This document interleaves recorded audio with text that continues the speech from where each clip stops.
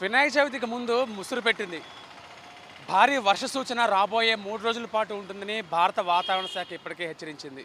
మనం చూసినట్లయితే పశ్చిమ బెంగాల్, ఒరిస్సా తీరాలకు ఆనుకుని వాయువ్య బంగాళాఖాతంలో ఏర్పడిన ఉపరితల ఆవర్తనం, అలాగే దీనికి అనుబంధంగా ఉన్న అల్పపీడన ప్రాంతం ప్రభావంతో ఈ వర్షాలు రాబోయే 3 రోజుల పాటు సమృద్ధిగా కురుస్తాయని వాతావరణ శాఖ అయితే హెచ్చరిస్తోంది.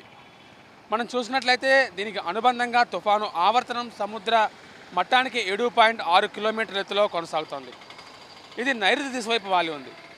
ఇది రాబోయే 2-3 రోజుల్లో పశ్చిమ వాయువ్య దిశగా కదులుతూ మరింత బలపడే సూచనలు ఉన్నట్లుగా కూడా అధికారులు తెలియజేస్తున్నారు. వాయువ్య బంగాళాఖాతంలో ఉన్న అల్పపీడన ప్రాంతానికి మధ్యస్థంగా మాన్సూన్ ట్రఫ్ ఒకటి ఆగ్నేయ దిశ నుంచి తూర్పు మధ్య బంగాళాఖాతం వైపు కొనసాగుతోంది. ఇప్పుడు తెలిపిన మాన్సూన్ ట్రఫ్ సముద్ర మట్టానికి 1.5 కిలోమీటర్ల ఎత్తులో కొనసాగుతూ 2 చోట్ల క్రాస్ అవుతోంది.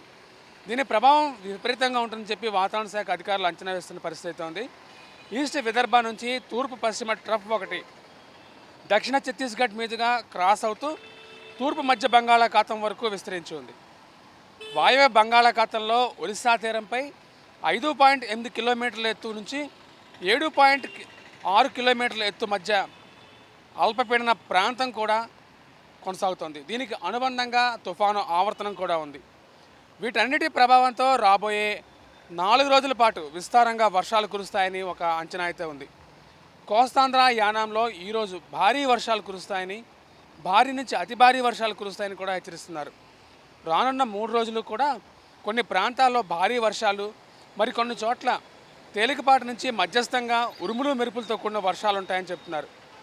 చాలా చోట్ల రాబోయే 4 రోజులు విస్తారంగా వర్షాలు ఉంటాయి. ఈరోజు కోస్తాంధ్రలో భారీ నుంచి అతి భారీ వర్షాలు, తెలంగాణలో భారీ వర్షాలు, ఉరుములతో కూడిన జల్లులు కురుస్తాయని తెలుపుతున్నారు.